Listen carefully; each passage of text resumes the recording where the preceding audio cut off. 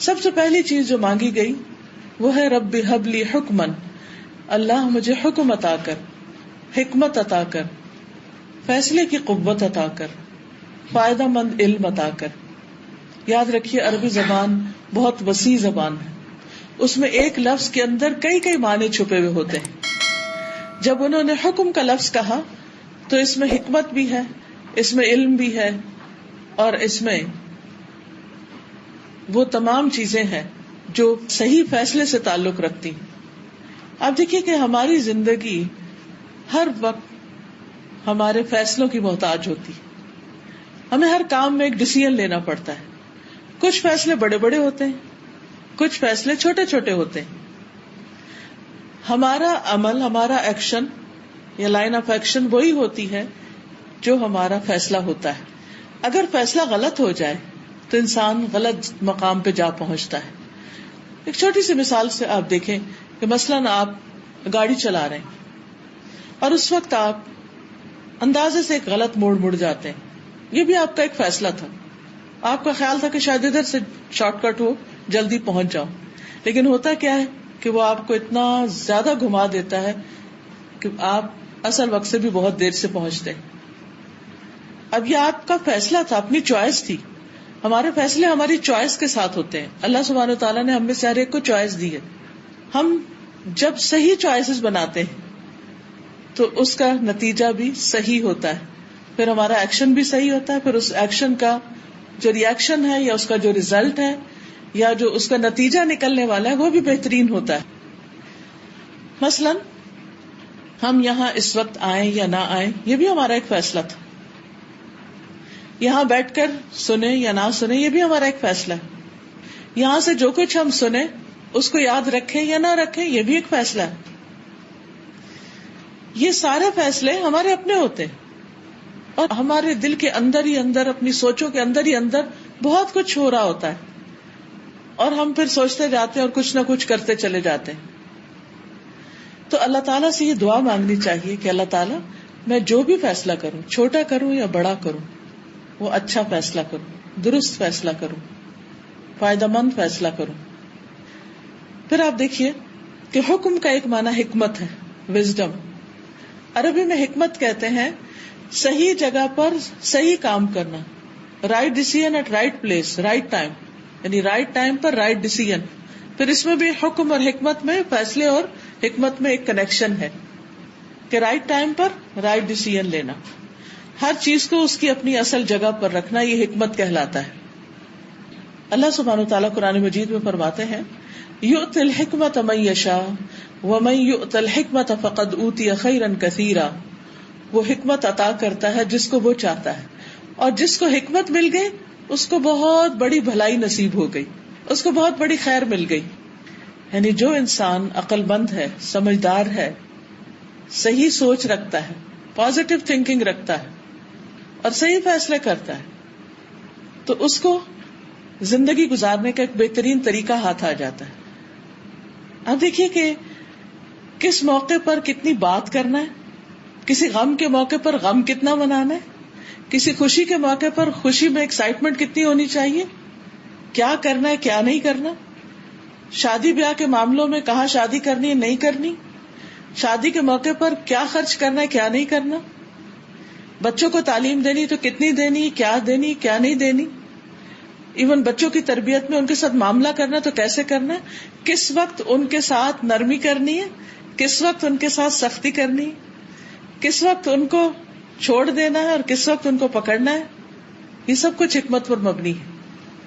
بعض اوقات ہم کھانے کی میز پر بیٹھ کر بچوں سے حساب کتاب شروع کر دیتے ہیں، کہاں گئے، کیا کیا، کیا پڑھا، کیا نہیں پڑھا، یوں لگتا ہے جیسے اس وقت ہماری قید میں آتے ہیں اور پھر ہم ان کے ساتھ جیسا چاہیں کریں۔ حالانکہ کھانا کھانے کا وقت ایسا نہیں کہ جس میں انسان کوئی تلخ بات کرے یا ایسی بات کرے کہ جس سے لوگ قریب آنے کی بجائے اور دور ہو جائیں۔ وہ ہلکی پھلکی بات چیت کرنے کا وقت ہوتا ہے، بڑے بڑے فیصلے کرنے کا وقت نہیں ہوتا۔ لیکن بعض اوقات ہم جلد بازی میں یا غصے میں یا پہلے ہی ہم نے کچھ سوچ کے رکھا ہوتا ہے، اس کے مطابق ہم اپنی گفتگو وہیں سے شروع کرتے ہیں، وہیں سے کام خراب ہو جاتا ہے۔ بعض اوقات آپ نے دیکھا ہوگا بچے کھانا چھوڑ کے اٹھ جاتے ہیں، پاؤں پٹکتے ہوئے جا کے دروازہ بند کر لیتے ہیں، چلے جاتے ہیں، کبھی گھر میں کھانا ہی نہیں کھاتے، پھر کبھی ایسا بھی ہوتا ہے کہ ماں باپ کے رویے سے تنگ آ کر وہ ماں باپ کے ساتھ بیٹھنا ہی نہیں چاہتے، گلنا ملنا ہی نہیں چاہتے، بات سننا ہی نہیں چاہتے. یہاں تک کیوں نوبت پہنچتی؟ کیونکہ بعض اوقات ہم اس حکمت سے کام نہیں لیتے کہ جس سے پیار، محبت، صبر، برداشت کے ساتھ ہم ان کی تربیت کر سکیں. کبھی تھوڑی سختی کی ضرورت ہوتی ہے، ہم زیادہ کر جاتے ہیں.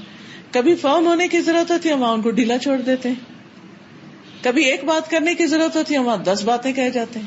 اور کبھی بات کی ضرورت ہوتی ہے اور ہم کچھ بھی نہیں کہتے. تو یہ سب کچھ کیا ہے؟ حکمت سے تعلق رکھتا ہے.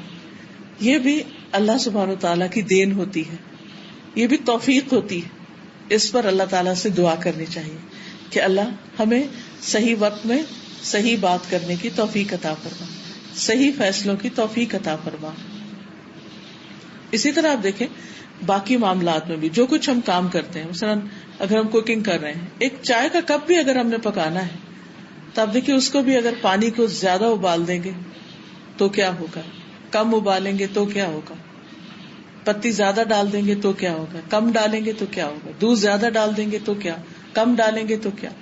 ان ساری چیزوں کا اس چائے کے کپ پر اثر پڑ رہا ہے. یہ سارے فیصلے تو ہمارے ہی، ہم نے کیا کرنا ہے. لیکن اگر ہم ہر چیز کو ایک بیلنس کے ساتھ صحیح مقدار میں کریں گے تو وہ چیز فائدہ مند ہوگی، زیادہ لذیذ ہوگی. کوئی بھی چیز ہم کر رہے ہیں تو یہ سب چیزیں حکمت سے تعلق رکھتی ہیں، فیصلوں سے تعلق رکھتی ہیں، اور ان سب کے پیچھے علم کی ضرورت ہوتی ہے.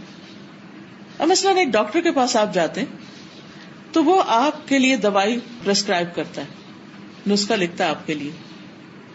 وہ جو اس وقت وہ سمجھ رہا ہے آپ کو، آپ خود بھی اپنے آپ کو نہیں سمجھ رہے ہوتے کہ اس وقت مجھے کیا چاہیے، مجھے کون سی میڈیسن کھانی چاہیے، کتنی کھانی چاہیے، کب تک کھانی چاہیے.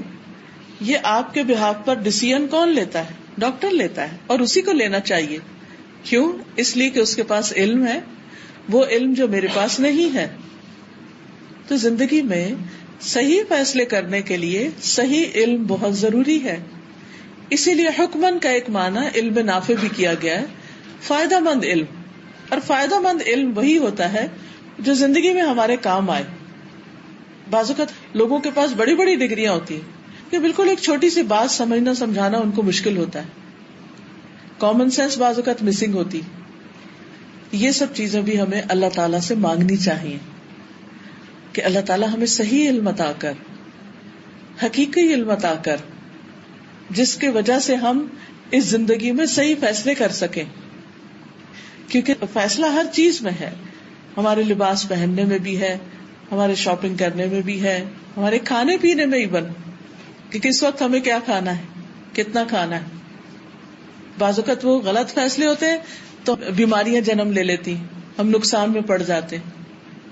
تو اللہ سے دعا کرنی چاہیے کہ یا رب ہمیں صحیح نور عطا کر، بصیرت عطا کر، ہمارے دل کی آنکھیں کھول دے، ہمیں حقیقت دکھا دے، معاملات کی تہہ تک پہنچنا سکھا دے. کیونکہ بعض اوقات ہم صرف سرفیس پر ہی چیزوں کو دیکھ کر ججمنٹل ہو جاتے ہیں، اس کی ڈیپتھ میں نہیں جاتے. تو اللہ سبحانہ وتعالیٰ سے دعا کرتے ہیں کہ اللہ تعالیٰ ہمیں صحیح بصیرت دے تاکہ ہم اپنی زندگی کو صحیح طور پر گزار سکیں. ہم سب یہ جانتے ہیں کہ ہماری اس زندگی کے آگے ایک اور زندگی بھی ہے، اور اس زندگی کا انحصار اس پر ہے کہ ہم نے یہ زندگی کیسے گزاری. اگر یہ زندگی صحیح گزرے گی، اللہ تعالیٰ کی مرضی کے مطابق گزرے گی، تو جب ہم اللہ تعالیٰ سے ملاقات کریں گے وہاں جا کر، تو جو فیصلہ اللہ تعالیٰ ہمارے بارے میں کریں گے وہ بھی بالکل صحیح ہوگا، کیونکہ وہ بندوں پر ظلم نہیں کرتا. تو اس لیے قرآن و سنت کا علم ہونا بھی بہت ضروری ہے تاکہ ہم یہ جان سکیں کہ ہمارا رب کس موقع پر ہم سے کیا چاہتا ہے. جب ہم کوئی بزنس کر رہے ہوں یا شادی کے ہسبینڈ وائف کے ریلیشن شپ میں ہوں، میری رسپانسبلٹیز کیا ہیں، میرے رائٹس کیا ہیں، میرے ہسبینڈ کے رائٹس کیا ہیں، میرے بچوں کے رائٹس کیا ہیں، ان کی کیا رسپانسبلٹی ہے مجھ پر، ان کے بارے میں مجھ سے کیا پوچھا جائے گا. پھر اسی طرح ہماری عبادات ہیں، کن چیزوں سے نماز ہوتی ہے، کن چیزوں سے نہیں ہوتی، کن چیزوں سے روزہ ہوتا ہے، کن چیزوں سے نہیں ہوتا. حج پہ جا رہے ہیں، زکوٰۃ دینے کا معاملہ ہے، زکوٰۃ کب فرض ہوتی ہے، کتنے مال پر ہوتی, کتنی نکالنی چاہیے, کس کس کو دینی چاہیے, یہ بالکل بیسک فرائض میں سے ہے. ان سب کے بارے میں ہمارے رائٹ ڈیسیژن اسی وقت ہو سکتے ہیں جب ہمارے پاس نالج ہوگا. مثلا ہم نماز پڑھتے ہیں تو بعض اوقات ہم اس میں بھول جاتے ہیں, تو ہمیں سمجھ نہیں آتی کہ سجدہ صاحب کرنا ہے یا نہیں کرنا, وہ ڈیسیژن نہیں لے پا رہے ہوتے. اس کی وجہ کیا ہوتی ہے؟ بعض اوقات لیک آف نالج ہوتا ہے, بعض اوقات علم ہوتا ہے پھر بھول چکا ہوتا ہے کیونکہ ہم نے اس کو تازہ نہیں کیا ہوتا. اسی طرح باقی تمام معاملات میں بھی نیبرز کے ساتھ کس طرح رہنا ہے, اپنے سروینٹس کے ساتھ کیسے رہنا ہے. ویسے تو ہمیں معلوم ہوتا ہے, لیکن سب سے بیسٹ طریقہ کیا ہے اس معاملے میں؟ ہمیں آخرت کے اعتبار سے کہاں کیا ملنے والا ہے. اور دنیا میں جب ہم کوئی کام کرتے ہیں تو ہمارا ہمیشہ ہی دل چاہتا ہے کہ ہم نمبر 1 ہوں, ہم سب سے آگے ہوں. ہم سب کی یہی خواہش ہوتی ہے, بڑی نیچرل سی خواہش ہے. اسی طرح آخرت کے بارے میں بھی ہماری یہی خواہش ہونی چاہیے. اور پھر یہ صرف حکم یا علم یا حکمت صرف اپنے لیے نہیں مانگے, اپنے بچوں کے لیے بھی مانگے کہ اللہ ان کو بھی علم عطا کر, تاکہ وہ بھی اپنی زندگی میں صحیح ڈیسیژنز لیں. ہم سب کو اپنے بچوں کے بارے میں بہت فکر ہوتا ہے. شادی کرتے تب فکر ہوتا ہے, کہیں جاب کرنے جائیں تب فکر ہوتا ہے, پڑھنے جائیں تب فکر ہوتا ہے, پتہ نہیں کیا کریں گے, پتہ نہیں کیسے کریں گے, پھر پیچھا بھی کرتے رہتے ہیں, پتہ بھی کرتے رہتے ہیں. تو جب ہم ان کو کچھ دعائیں سکھا دیں گے اور وہ بھی اللہ سے مانگیں گے تو بہت حد تک اطمینان ہو جائے گا. دوسری چیز جو ابراہیم علیہ السلام نے مانگی وہ الحقنی بالصالحین, کہ اللہ مجھے نیک لوگوں کے ساتھ ملا. اللہ سبحانہ وتعالیٰ نے ان کو اپنا دوست بنایا, لیکن اس کے باوجود وہ انسانوں میں سے نیک انسانوں کی کمپنی چاہ رہے ہیں, کیونکہ اکیلا انسان بہت کچھ نہیں کر سکتا. اسے کوئی بھی کام کرنے کے لیے لائک مائنڈیڈ پیپل چاہیے ہوتے ہیں, جن کی کمپنی میں وہ کمفرٹیبل فیل کرتا ہے, جن کے ساتھ مل کر اس کا دل خوش ہوتا ہے, جن کے ساتھ مل کر اس کا دل و دماغ روشن ہو جاتا ہے اور وہ بہتر فیصلے کر سکتا ہے. آپ نے دیکھا ہوگا کہ زندگی میں 2 طرح کے لوگ آپ کو ملتے ہیں. ایک وہ ہے جو ملتے ہیں اور آپ کی زندگی میں خوشیاں بکھیر دیتے ہیں, اور ایک وہ ہے جن کو مل کے آپ پریشان ہو کے اٹھتے ہیں اور آپ کے دل پہ ایک بوجھ ہوتا ہے. تو یہ صالحین یعنی ایسے اچھے لوگ کہ جن کو مل کے واقعی مجھے خوشی نصیب ہو, میں کامیابی کی طرف بڑھوں, جو مجھے صحیح فیصلے کرنے کے لیے مددگار ہوں. تو یہ دعا بہت ہی امپورٹنٹ دعا ہے. آپ دیکھیے کہ ہم آج جو کچھ ہے نا, ہمیں بنانے میں بہت سے لوگوں کا ایک حصہ ہے. وہ ہمارے پیرنٹس ہو سکتے ہیں, وہ ہمارے رشتے دار ہو سکتے ہیں, وہ ہمارے ٹیچرز ہو سکتے ہیں, وہ ہمارے نیبرز ہو سکتے ہیں, وہ مختلف جگہوں پر آپ کے مختلف دوست ہو سکتے ہیں. اور اس میں دوستوں کا ایک بہت بڑا حصہ ہوتا ہے. یعنی ہم سب اچھی طرح جانتے ہیں کچھ چیزیں ہم نے کتابوں سے سیکھی, لیکن بہت سی چیزیں ہم نے ہیومن انٹریکشن سے سیکھی. لوگوں سے مل کر, میل ملاقات کر کے, تبادلہ خیال کر کے, باتیں کر کے, اس سے ہم نے بہت کچھ سیکھا. اور وہ سیکھنا بڑا آسان بھی ہوتا ہے اور بڑا خوشگوار بھی ہوتا ہے کہ جب آپ کسی کے پاس بیٹھتے ہیں, ایک بات کرتے ہیں, وہ آپ کو کوئی اور اچھی بات بتاتا ہے. پھر ایسے لوگ کہ جو آپ کو دھوکہ نہ دیں, جو آپ سے جیلس نہ ہوں, جو آپ کے سنسیئر فرینڈز ہوں, یہ ساری انسان کی بہت بنیادی ضرورت ہے. یہ بھی اللہ سے مانگنی چاہیے. اور نہ صرف یہ کہ عام انسانوں کو, بلکہ پیغمبروں کے لیے بھی یہ کہا گیا. نبی صلی اللہ علیہ وسلم کو حکم دیا گیا, وَاصْبِرْ نَفْسَكَ مَعَ الَّذِينَ يَدْعُونَ رَبَّهُمْ بِالْغَدَاةِ وَالْعَشِيِّ يُرِيدُونَ وَجْهَهُ وَلَا تَعْدُ عَيْنَاكَ عَنْهُمْ تُرِيدُ زِينَةَ الْحَيَاةِ الدُّنْيَا. اور اپنے آپ کو روک کر رکھیے, اپنے آپ کو ملا کر رکھیے ان لوگوں کے ساتھ جو اپنے رب کو صبح و شام پکارتے ہیں, جو اللہ کا چہرہ چاہتے ہیں, اور آپ ان سے اپنی نگاہ نہ ہٹائیے.